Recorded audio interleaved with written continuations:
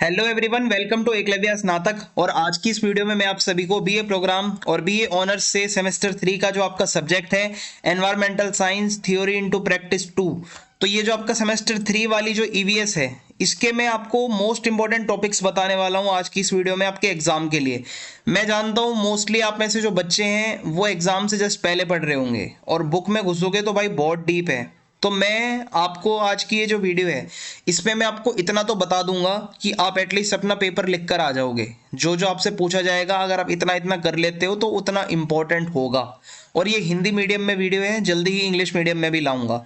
सो आप please video को and तक देखना और वीडियो को लाइक जरूर कर देना। तो मैंने आपको पहले ही बता दिया है, मैं यहाँ पर आपको पूरे सिलेबस में से जो मेन टॉपिक्स मुझे लगते हैं वो पढ़ाने वाला हूँ, और आप अगर इनको करोगे तो आपको जरूर फायदा मिलेगा। आपसे रिक्वेस्ट है, आप मुझे इंस्टा पे जरूर फॉलो कर लेना। मेरा यूजर नेम आप सभी के सामने मेंशन है। आपकी कोई क्वेरी है तो आप मुझे मैसेज कर सकते हैं। और टेलीग्राम ग्रुप ज्वाइन करना ना भूलें, वहां पे आपको ये सारे इंपॉर्टेंट टॉपिक्स की पीडीएफ वहां पे मैं शेयर कर दूंगा। एकलव्य स्नातक 1 सर्च मार के आप हमारे टेलीग्राम ग्रुप को ज्वाइन कर सकते हैं। तो सबसे पहले जैव विविधता के बारे में आपको मैं बताऊंगा कि जैव विविधता यानी कि आप अगर देखोगे कि जो जीव जंतुओं में अगर डाइवर्सिटी होती है, कोई एरिया है वहां पे अलग अलग प्रकार के जीव जंतु हैं, अलग अलग प्रकार के पेड़ पौधे हैं, तो इसी को आप कहते हो डाइवर्सिटी या जैव विविधता। तो ये अलग अलग प्रकार की होती है, ठीक है। एक होती है आपकी आनुवांशिक विविधता, एक होती है प्रजातीय विविधता, और एक होती है पारिस्थितिकी तंत्र विविधता। इन तीनों में क्या डिफरेंस है, क्या क्या बातें हैं, वो आपको बता देता हूं। आनुवांशिक विविधता का मतलब होता है कि देखो हर किसी के अंदर कुछ जेनेटिक्स होते हैं। अगर कोई बंदा छोटा है हाइट में, कोई मोटा है अगर, या कोई पतला है, या जैसा भी वो दिखता है, एक फैक्टर होता है कि वो जेनेटिक्स उसके ऐसे, उसके जीन्स ऐसे हों। तो जो विविधता होती है वो एक जेनेटिकली भी होती है। मींस कोई भी अगर इंसान है, अगर यहाँ आप कोई जीव जंतुओं में देखोगे सारे कुत्ते एक जैसे तो नहीं होते, ठीक है। आपको अलग अलग जो है प्रकार के अलग अलग जीन्स वाले कुत्ते देखने को मिलते हैं। तो ये जीन्स वाली विविधता है कि आप सभी प्राणियों में अलग अलग जीन्स होते हैं, और अलग अलग जीन्स की वजह से ही हम अलग अलग पर्यावरणीय स्थितियों में रह पाते हैं बदलते पर्यावरण में। तो ये हो गया आनुवांशिक जो है विविधता, ठीक है। आप इसमें भी देख सकते हो, ये अगर सब्जी है तो इसके जीन्स अलग अलग हैं तो इनका कलर भी अलग होगा। फिर उसके बाद आती है हमारी प्रजातीय विविधता। अब इसका मतलब है किसी भी क्षेत्र में जब अलग अलग प्रजातियां रहती हैं तो वो जो है प्रजातीय विविधता कहलाता है। मान लो कोई तितली है, अब एक जैसी तो तितली नहीं होती हर जगह पे, अब हर जगह तितली की भी अलग अलग प्रजातियां पाई जाती हैं। तो इसी को हम क्या कहेंगे, प्रजातीय विविधता। यानी कि जो ऐसा पारितंत्र होता है जहां पर अलग अलग वैरायटी की आपको जो है प्रजातियां देखने को मिलती हैं, तो वो प्रजातीय विविधता वाला क्षेत्र कहलाता है। जो सांप होते हैं उनकी अलग अलग वैरायटीज होती है, जो पांडा होते हैं उनकी अलग अलग प्रजातियां होती हैं। ऐसे ही हर जीव जंतुओं की अलग अलग प्रजातियां होती हैं, जो कि प्रजातीय विविधता कहलाता है। देन उसके बाद आता है हमारा पारिस्थितिकी तंत्र विविधता। अब जो हमारा पारितंत्र होता है वो भी क्षेत्र के हिसाब से अलग अलग होता है। अलग अलग पर्यावरण में अलग अलग तरीके का पारितंत्र पाया जाता है। आप देखोगे पर्वतीय पारितंत्र भी होता है, एक आपका जो ध्रुवीय इलाकों में भी पारितंत्र होता है, एक आपका जल के अंदर भी पारितंत्र होता है, जलीय पारितंत्र, आपका जंगलों का भी पारितंत्र होता है, जो आपके मरुस्थल होते हैं वहां का भी पारितंत्र होता है, घास के मैदानों का भी पारितंत्र होता है। सो पारितंत्र भी अलग अलग प्रकार के अलग अलग वैरायटी वाले होते हैं, जैसे जंगली पारितंत्र, रेगिस्तान का पारितंत्र, आर्द्र भूमि का पारितंत्र, घास के मैदान, महासागर, मूंगा चट्टाने, ये सारे अलग अलग पारितंत्र होते हैं। अब उसके बाद एक होता है, अगर मैं आपको बताऊं किसी भी क्षेत्र की जैव विविधता को नापना है तो पहले होता है अल्फा विविधता। इसका मतलब होता है कोई भी एक मान लो विशेष स्थान है, ठीक है, वहां पे कोई एक स्पेसिफिक जगह है, वहां पर कितनी विविधता है इसको नापा जाता है। फिर आती है बीटा विविधता, मींस अलग अलग स्थानों में कैसे मतलब विविधता पाई जाती है वो देखा जाता है। पहले तो एक छोटा स्थान होता है, फिर अलग अलग स्थान देखे जाते हैं। फिर आती है गामा विविधता। इसका मतलब है इस पूरे को कलेक्टिवली एक बड़े क्षेत्र में जब देखा जाएगा, विविधता काउंट करी जाएगी, तो वो गामा विविधता कहलाती है। सो अल्फा बीटा गामा, ये 3 तरीके के तरीके होते हैं जिससे आप जैव विविधता को नापते हैं। देन उसके बाद अब हमारा अगला टॉपिक है, कुछ हमारे भारत के अंदर लुप्त प्राय प्रजातियां हैं जानवरों की जो लुप्त होने वाली हैं, ठीक है। जैसे एक है बंगाल टाइगर। बंगाल टाइगर यानी कि ये बाघ की ही एक उपप्रजाति होती है, लेकिन धीरे धीरे जैसे ये जहां पर रहते हैं बंगाल टाइगर्स, उनका जो निवास स्थान है वो उजड़ता जा रहा है।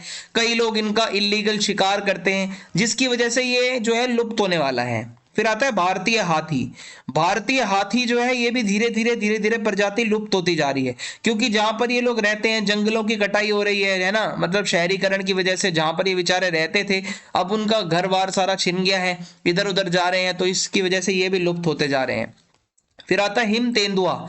ये हमारे उत्तर भारत के पर्वत श्रृंखलाओं में पाया जाता है, हिमाचल या फिर आप देखोगे जो हमारा हिमालय का एरिया है। और ये क्या है कि एक तो इसका शिकार बहुत लोग करते हैं, तो इस वजह से ये हिम तेंदुआ कम होता जा रहा है, और इसके अलावा जो इनका निवास स्थान होता है उसको बहुत ज्यादा नुकसान पहुंचता जा रहा है। फिर आता है एशियाई टाइगर, सॉरी एशियाई शेर, लायन। एशियाई शेर जो कि पहले भाई पूरे दक्षिण पश्चिम एशिया में पाया जाता था, और अब सिर्फ और सिर्फ ये गुजरात के अंदर एक वन राष्ट्रीय उद्यान है, एक छोटी सी जगह है इनके लिए रिजर्व कर रखी है, जंगल टाइप है, बस वहीं पर ही पाया जाता है। अभी ये एक टाइम पर पूरे एशिया में पाया जाता था, दक्षिण पश्चिम एशिया में, और अब ये लुप्त होता जा रहा है। फिर इसके बाद है लाल पांडा, जिसको रेड पांडा भी कहा जाता है। ये भारत में ही नहीं बल्कि आप देखोगे और जगहों से भी लाल पांडा जो है लुप्त होता जा रहा है, क्योंकि इसका जो निवास स्थान है, मेनली जो लुप्त होती हैं प्रजातियां, उसका बड़ा कारण होता है कि जहां पर वो रहते हैं जंगल वगैरह में, वो आज हम मनुष्य उसको हटा रहे हैं, इनका अवैध शिकार हो रहा है। फिर आता है घड़ियाल। घड़ियाल क्या है, मगरमच्छ की एक प्रजाति होती है, और ये भी गंभीर रूप से खतरे में है, क्योंकि इनका भी जो निवास स्थान है उसको नुकसान पहुंच रहा है, बांध वगैरह बनाए जा रहे हैं, ठीक है, और प्रदूषण बढ़ता जा रहा है पानी का, तो जिसकी वजह से ये घड़ियाल वगैरह भी कम होते जा रहे हैं। अब मैं आपको ऐसी प्रजातियां बताता हूं जो स्थानिक होती जा रही हैं, मींस ये भी थोड़े खतरे में है।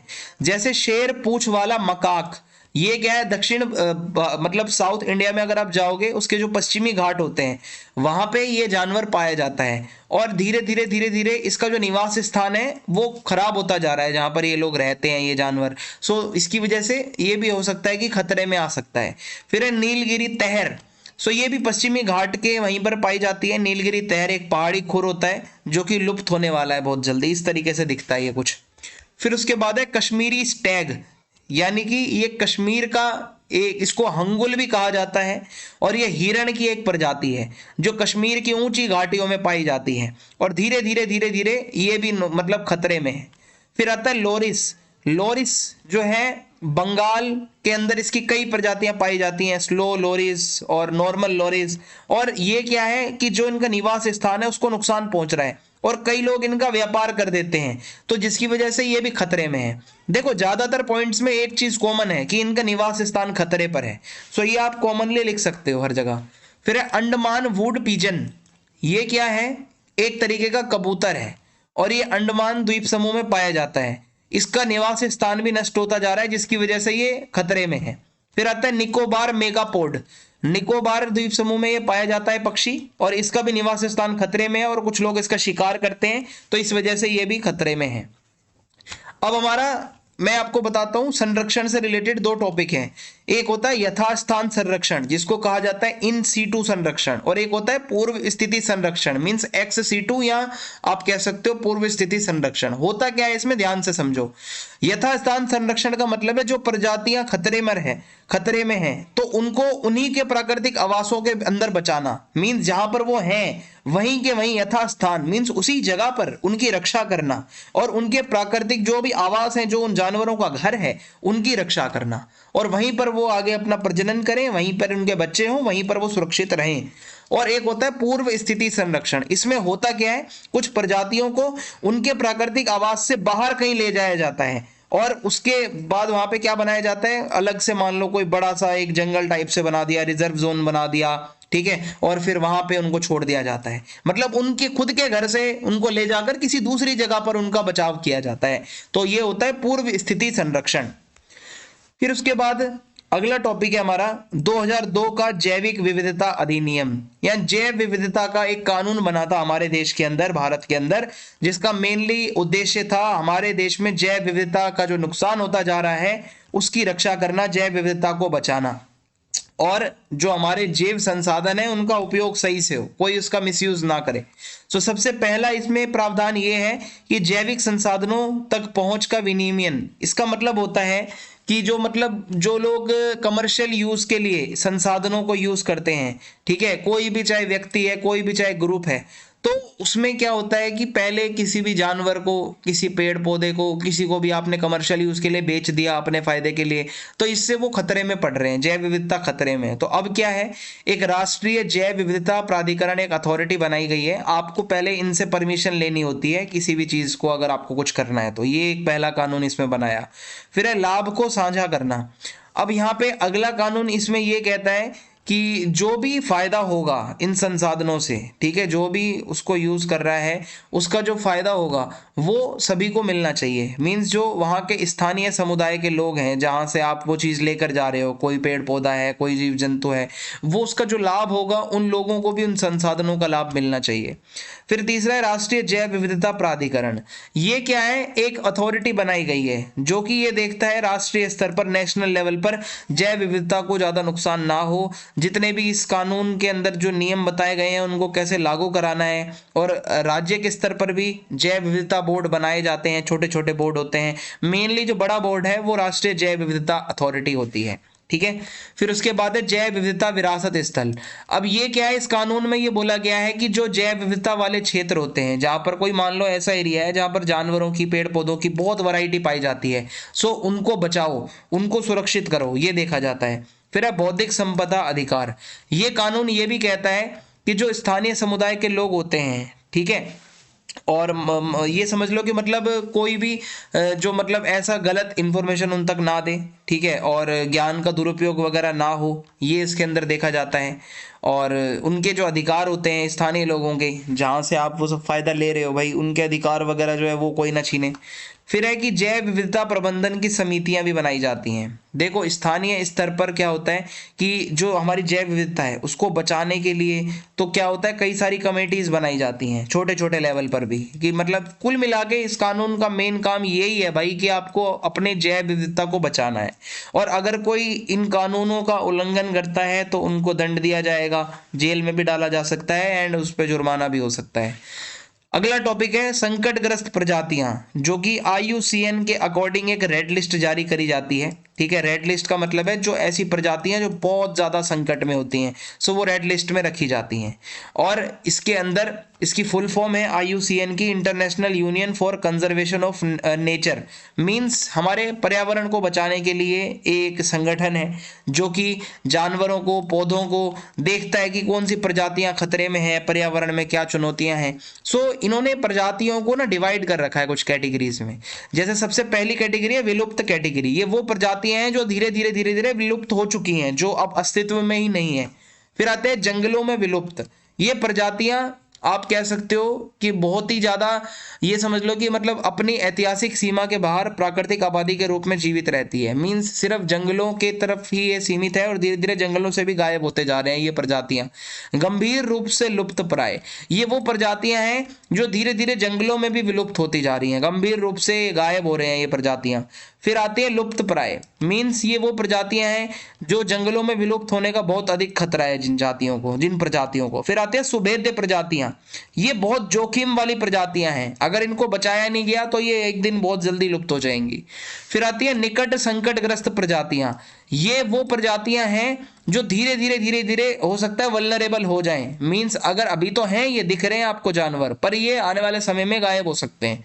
फिर है न्यूनतम चिंता। ये वो प्रजातियां हैं जिन पर अभी विलुप्त होने का खतरा नहीं है। और फिर आता है डेटा की कमी। मींस कुछ कुछ ऐसी भी प्रजातियां हैं कि कुछ प्रजातियों के लिए वो विलुप्त होंगी या नहीं होंगी, इसका कोई डेटा अभी तक नहीं है।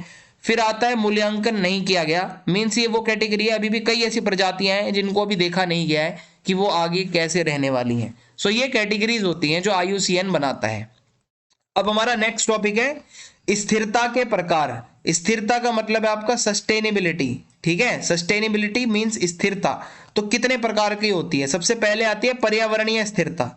मींस आपका जो प्राकृतिक पर्यावरण होता है, जो हमारे संसाधन होते हैं, उनका सही से यूज करना, उन संसाधनों को बचाना, और हमें अपने मतलब पर्यावरण पर ज्यादा दबाव ना डालना, ज्यादा से ज्यादा पर्यावरण को बचाना, प्रदूषण वगैरह कम करना, कूड़ा करकट कम करना। फिर होता है सामाजिक स्थिरता। सामाजिक स्थिरता का मतलब होता है आप समाज में जो जितने भी लोग रहते हैं, जितने भी समुदाय के लोग रहते हैं, सबका भला हो, समाज में न्याय मिले, सभी को समानता हो, सभी को अधिकार मिले, ठीक है, समाज का विकास हो।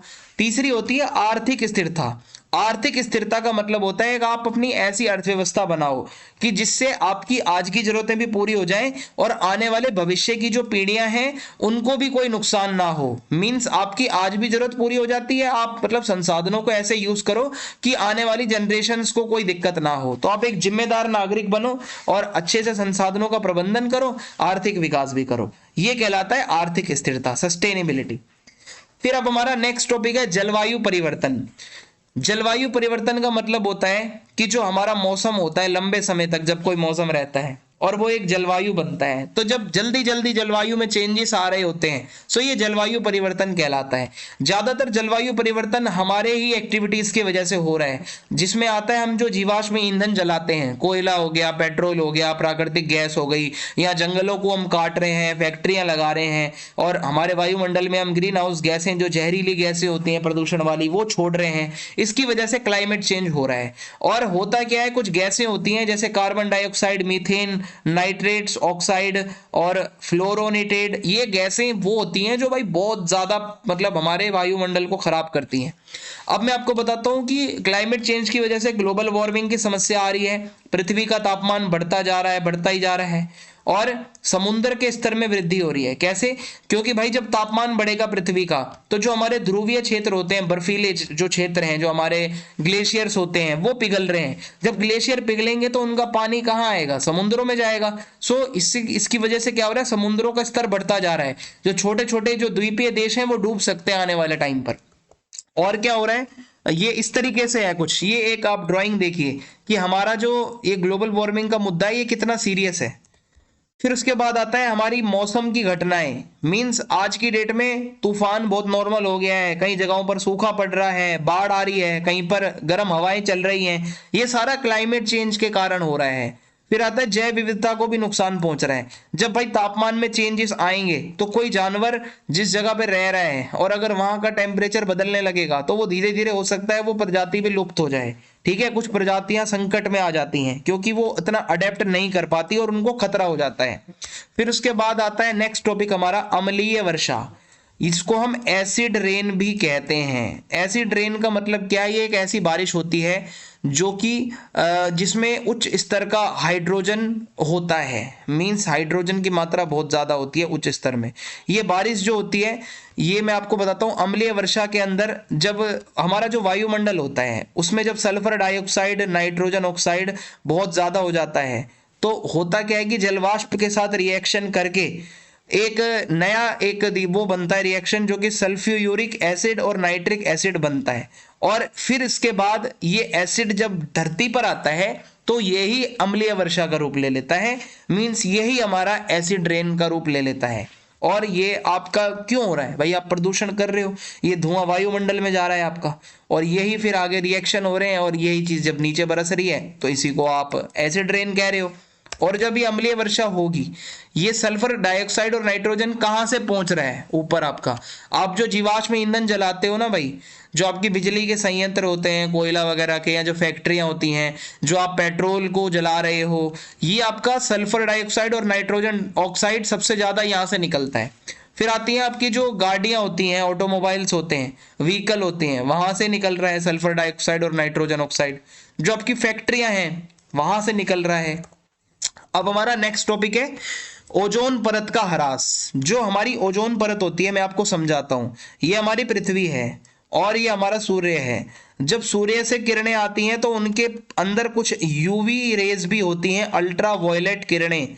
अल्ट्रा वायलेट रेज जो होती हैं अगर ये डायरेक्ट पड़ेंगी इंसानों के ऊपर, आपको कैंसर जैसी बीमारियां, स्किन के जैसी डिजीजेस, आपकी आंखों की रोशनी तक जा सकती है, आपकी जान जा सकती है, कई दिक्कतें हो सकती हैं। तो ये यूवी रेज से हमें क्या बचाती है? ओजोन लेयर बचाती है। हमारी एक सुरक्षा कवच के रूप में ओजोन लेयर होती है। बट हम जो आज प्रदूषण कर रहे हैं, इतना फैक्ट्रियों से धुआं निकल रहा है और ये ओजोन की जो परत है ये धीरे धीरे धीरे धीरे धीरे धीरे नष्ट होती जा रही है। मींस ओजोन गैस की कमी होती जा रही है।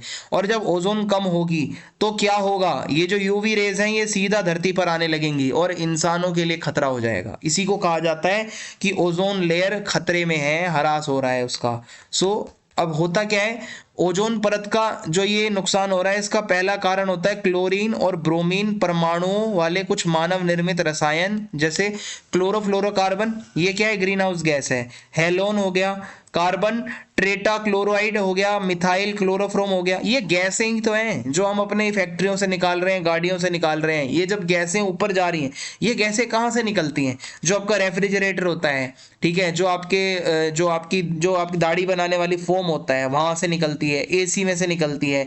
जो आपके फायर एक्सटिंग्विशर्स होते हैं, वहां से ये सब गैसेस निकलती हैं। ये जब ऊपर जाती हैं तो ये बहुत ज्यादा नुकसान पहुंचाती हैं ओजोन परत को। और ये वायुमंडल में जाते ही होता क्या है कि जो हमारा समताप मंडल होता है, एक हमारी ना लेयर होती है वायुमंडल की, समताप मंडल होता है, ठीक है, क्षोभ मंडल होता है, स्थल मंडल होता है। सो समताप मंडल में होता क्या है कि मतलब जो यूवी रेज होती हैं हमारी, वो मतलब भाई उनको रोकता कौन है? ओजोन की लेयर। और ओजोन की लेयर को हम खुद ही भाई वीक करने में लगे पड़े हैं। तो ये सब चीजें हैं, ठीक है। तो बेसिकली मैंने आपको समझा दिया है कि जो मेन मेन 2-3 गैसों के नाम याद रख लो, उतना काफी है। अब हो क्या रहा है कि जो यूवी रेज है वो बढ़ती जा रही हैं, क्योंकि भाई ओजोन अब उसका अगर अवशोषण कम करेगी तो पृथ्वी की सतह पर यूवी रेज आने लगेंगी, जिससे मानव स्वास्थ्य पर बहुत ज्यादा खतरा होगा। अगर यूवी रेज आएंगी डायरेक्ट, कैंसर, मोतियाबिंद, आपकी जो इम्यूनिटी सिस्टम है वो बहुत खराब हो जाएगा। जानवर, पेड़ पौधों को नुकसान होगा, समुद्री जीवों को नुकसान होगा, जलवायु पर प्रभाव पड़ेगा। ओजोन कम होगा तो हमारा क्लाइमेट चेंज होने लगेगा, धीरे धीरे टेम्परेचर चेंज होने लगेंगे। सो ये सारी चीजें हैं।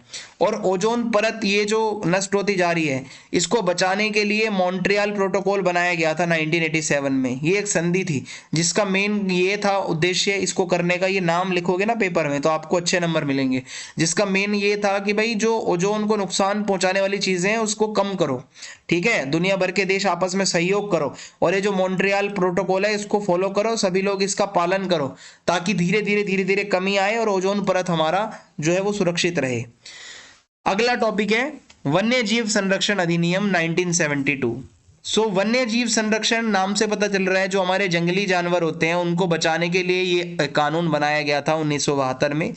और बेसिकली ये क्या है कि वन्य जीवों को सबसे पहले कैटेगराइज करता है कि मतलब एक तो सबसे पहला वर्ग है, दूसरा वर्ग है, तीसरा वर्ग है। इसमें अलग अलग प्रजातियों को रखा जाता है कि मतलब हर कैटेगरी के लिए एक चीज लिखी है। इस कैटेगरी के जानवर को अगर आपने नुकसान पहुंचाया तो आपको क्या सजा मिलेगी, इस कैटेगरी वाले के साथ कुछ किया तो क्या सजा मिलेगी। फिर है शिकार पर प्रतिबंध। ये क्या है कि जो कैटेगरी 1 में आते हैं और जो कैटेगरी 2 के जानवर होते हैं, ठीक है, इनके ऊपर अगर किसी ने शिकार करा तो भाई बहुत ही तकड़ा उसके साथ फिर उसको मतलब दंड मिलेगा, ठीक है। और एक लाइसेंस होना चाहिए आपके पास, जब भी आप शिकार कर सकते हो, ठीक है। और इसमें भी पूरा एक कंट्रोल होता है, ये नहीं आप किसी भी जानवर का जाके शिकार कर दोगे। सो ये कानून बहुत अच्छा है। फिर है कि संरक्षित क्षेत्र बनाए गए हैं। इस कानून के द्वारा सरकार ने जंगली जानवरों को बचाने के लिए वन्य जीव अभयारण्य बनाए गए हैं, मीन्स बड़े बड़े क्षेत्र जंगल जैसे जहां पर वो सुरक्षित रह सके जानवर। राष्ट्रीय उद्यान बनाए गए हैं, ठीक है। और एक बंद क्षेत्र बनाया गया है जहां पर कोई बाहरी लोग ना आ पाए शिकार वगैरह करने। फिर आता है व्यापार का विनियमन। कुछ लोग क्या करते थे, जंगली जानवरों को और उनके जो जो प्रोडक्ट होते हैं जानवरों से उसका व्यापार करते थे। हाथियों का दांत हो गया, सांप हो गया, और ऐसे ही मतलब शेर की खाल हो गई, उसका शिकार करके, तो ये बिक्री करके पैसा कमाते थे कुछ लोग। तो अब इस चीज पर रोक लगा दी गई है और अगर कोई इन कानूनों को तोड़ता है, अवैध शिकार करता हुआ पाया जाता है, गंभीर से गंभीर दंड दिया जाएगा। भाई सलमान खान आज तक ब्लैक बक को मारने के चक्कर में जेल के चक्कर को, कोर्ट के चक्कर काट रहा है, अगर आपको पता हो तो। ये अपराध है। आप अगर किसी भी ऐसे, ब्लैक बक मीन्स काला हिरण, वो भी एक ऐसी प्रजाति में आता है जो लुप्त होने वाली है, आप उसको मार रहे हो तो भाई आपको कोई छोड़ेगा थोड़ी। फिर आता है संशोधन। धीरे धीरे समय के साथ साथ इस अधिनियम में संशोधन भी करे गए कि कुछ कुछ नए कानून भी ऐड किए गए। और एक वन्य जीव सलाहकार बोर्ड भी बनाया गया। मीन्स चिड़ियाघरों का एक कामकाज होता है भाई, चिड़ियाघर होते हैं हर राज्य के अंदर, एक केंद्रीय चिड़ियाघर अथॉरिटी होती है जो जानवरों के देख रेख करती है। राज्य के लेवल पर चिड़ियाघर की अथॉरिटीज होती हैं जो राज्य के लेवल पर जानवरों को देखती हैं। सो ये सब हो जाएगा। अगला टॉपिक है जल अधिनियम 1974, प्रदूषण की रोकथाम और नियंत्रण। ये 1974 का एक कानून है पानी से रिलेटेड। इसका मेनली का जो मेन उद्देश्य है वो ये है कि पानी का प्रदूषण है ना वो कम से कम हो और सभी को जल की आपूर्ति हो।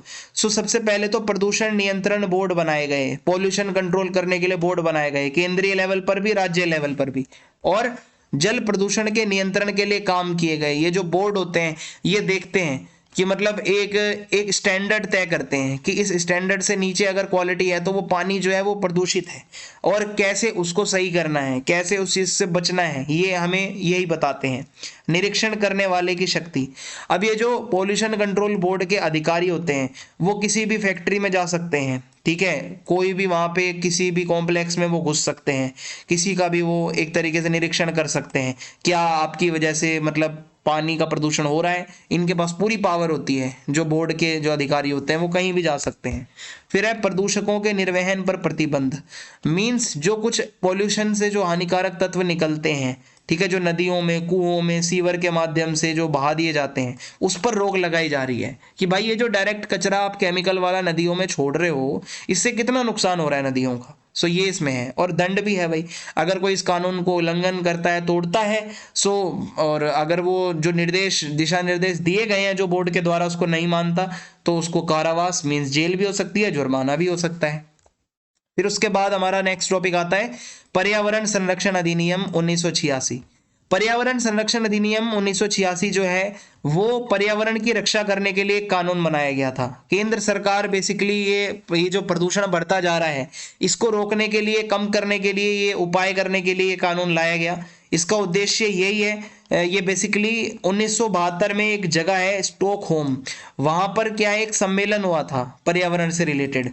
सो उसी से प्रभावित होकर हमने ये चिंताओं को दूर करने के लिए ये कानून अपने देश में बनाया कि भाई मतलब प्रदूषण कम करेंगे हम। सो इसके लिए केंद्रीय लेवल पर एक अथॉरिटी बनाई गई है, ठीक है, राष्ट्रीय लेवल पर जो पर्यावरण संरक्षण के लिए काम करती है। बोर्ड बनाए गए हैं, सेंट्रल प्रदूषण नियंत्रण बोर्ड होते हैं, पॉल्यूशन कंट्रोल बोर्ड होते हैं जो कि देखते हैं, और राज्य स्तर पर भी बोर्ड होते हैं, ठीक है। जो भी बोर्ड बनाया जाता है एक सेंट्रल लेवल पर होता है, नेशनल लेवल पर, और एक स्टेट लेवल पर होता है। केंद्र सरकार के पास शक्तियां हैं कि भाई पर्यावरण को बचाने की शक्ति है केंद्र सरकार के पास। जो कुछ ऐसी चीजें हैं जिससे प्रदूषण हो रहा है उसको कम करने या रोकने की शक्ति है केंद्र सरकार के पास। जो एक्टिविटीज गलत हो रही हैं उनको कंट्रोल करने की शक्ति है केंद्र सरकार के पास।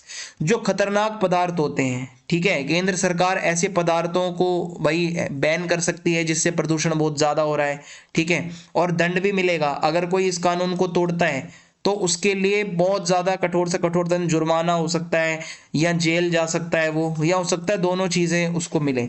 सो ये भी इसमें आता है।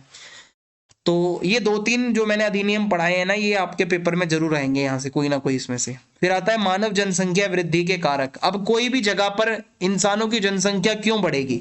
एक तो जन्म दर की वजह से। तो भाई अगर जन्म दर ज्यादा होगी किसी भी साल में, अगर आप देखोगे प्रति 1000 लोगों पर जीवित जन्मों की संख्या जनसंख्या वृद्धि को प्रभावित कर सकती है। मींस एक साल के अंदर जितने बच्चे जिंदा रहेंगे जो पैदा हो रहे हैं वो जनसंख्या बढ़ाएंगे, और अगर जनसंख्या दर कम होगी तो वो जनसंख्या कम होती जाएगी। फिर है मृत्यु दर।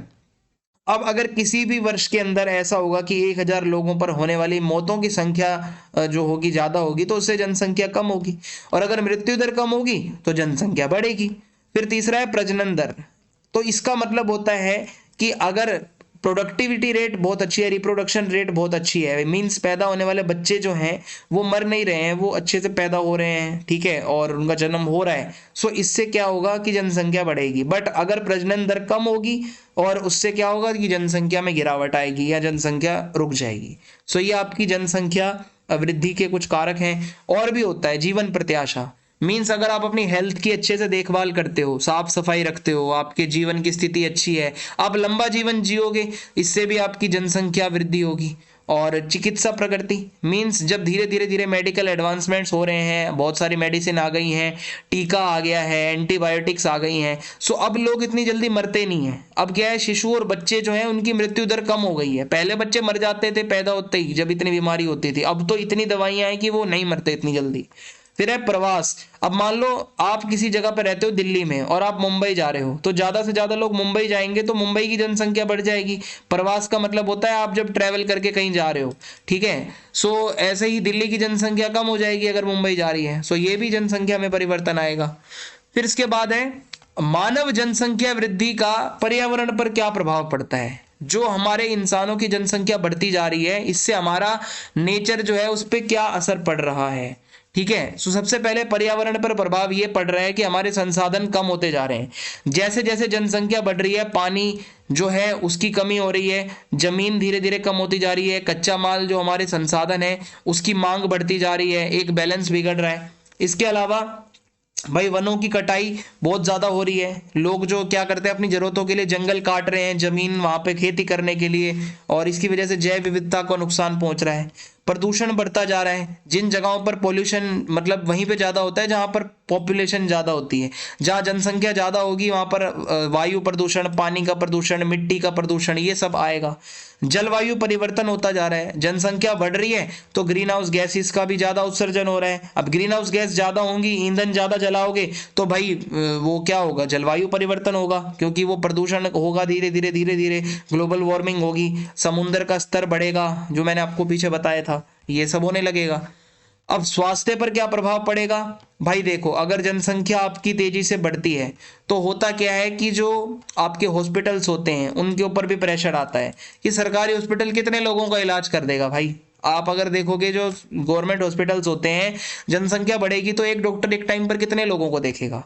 कुपोषण की समस्याएं बढ़ती जा रही हैं धीरे धीरे जनसंख्या वृद्धि के साथ साथ। होता क्या है कि जब खाने की सुरक्षा नहीं होगी, मीन्स खाना, अगर खाने की कमी आ गई, मान लो संकट आ गया, तो कुपोषण की समस्याएं भी वहीं आती हैं जहां जनसंख्या ज्यादा होती है।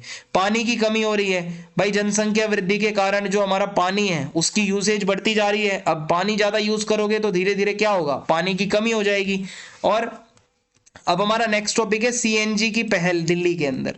दिल्ली के अंदर वायु प्रदूषण बहुत ज्यादा रहता है और सीएनजी एक स्वच्छ ईंधन माना जाता है जो प्रदूषण नहीं करता। सीएनजी के जो पंप होते हैं, फिलिंग स्टेशन होते हैं, सबसे पहले तो दिल्ली सरकार ने वो बनाए ज्यादा से ज्यादा सीएनजी वाले, जो कि कुछ ऐसे दिखते हैं, आपने भी देखा होगा कभी ना कभी सीएनजी का जो फिलिंग स्टेशन होता है जैसा पेट्रोल पंप होता है।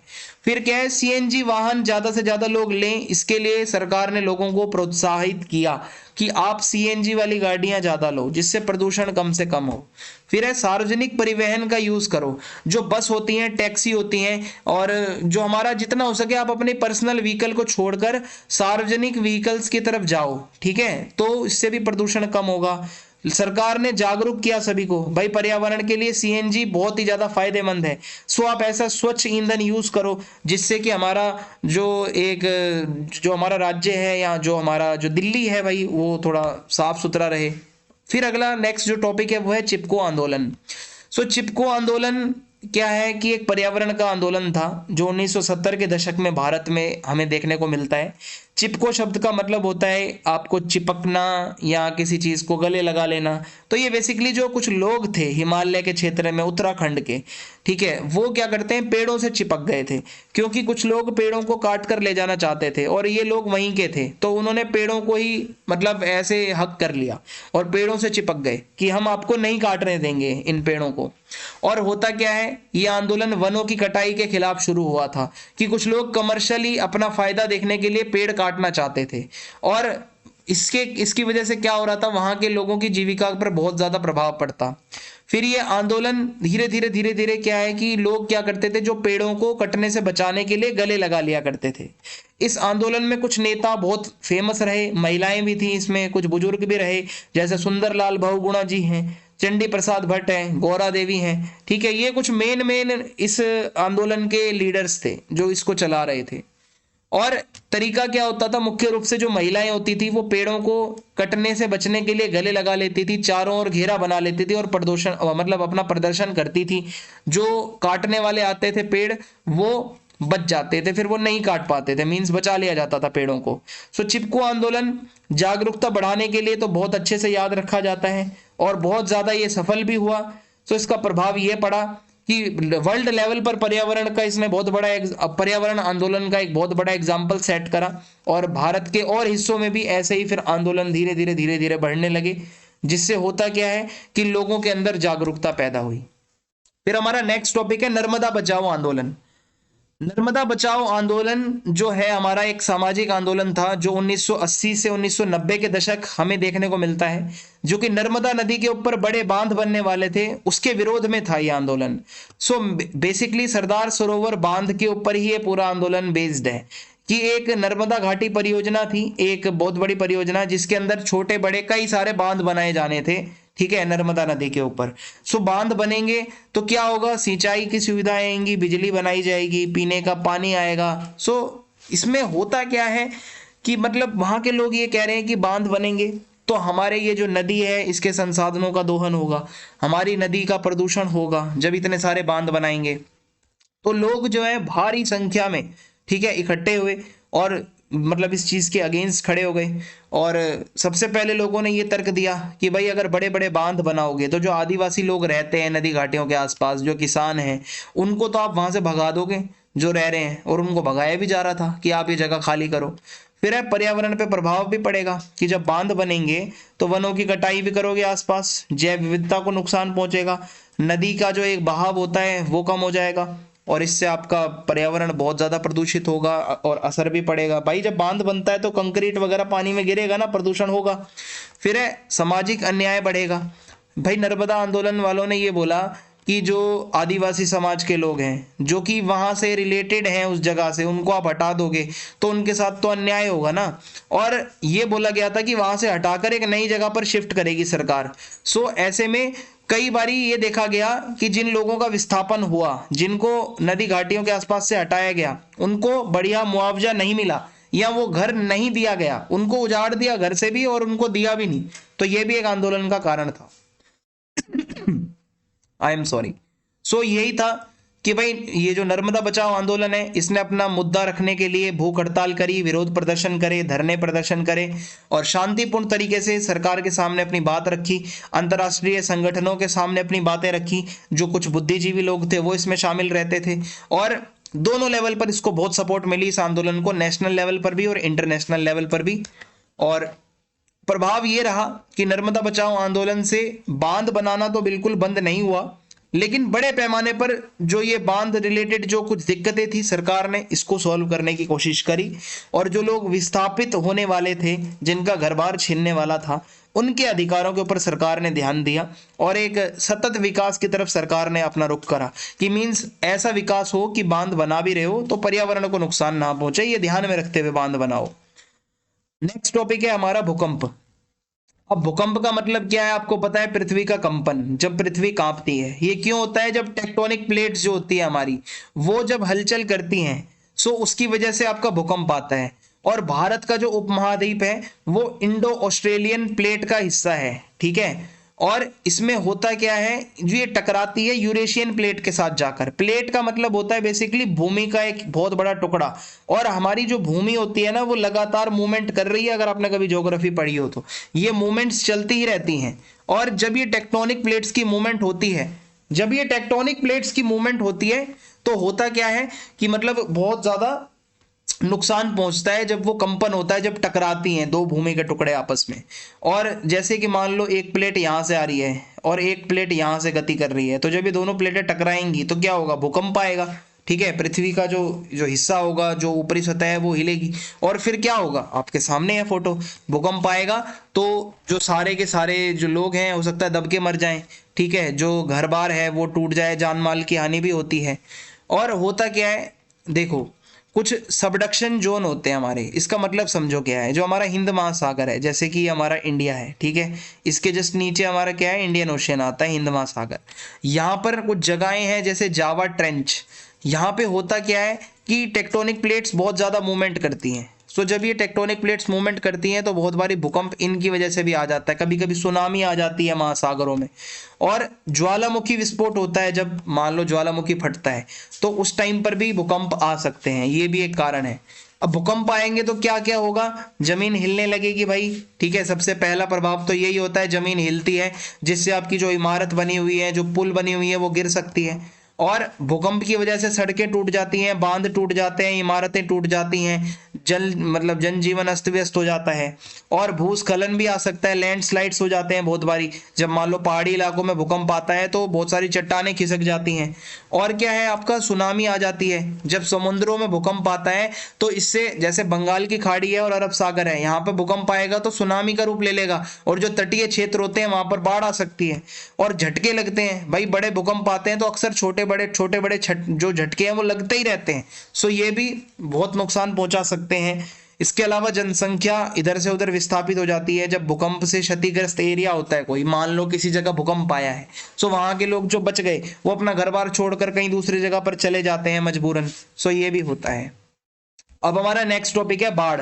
अब अगर बाढ़ आती है तो उसके कारण क्या है? बाढ़ का मतलब तो पता है ना, पानी पानी भर जाता है। सो जब मानसूनी बारिश होती है, बहुत ज्यादा अगर बारिश हो जाए, जो जून से सितंबर के बीच होती है, भारी वर्षा के कारण भी बाढ़ आ जाती है।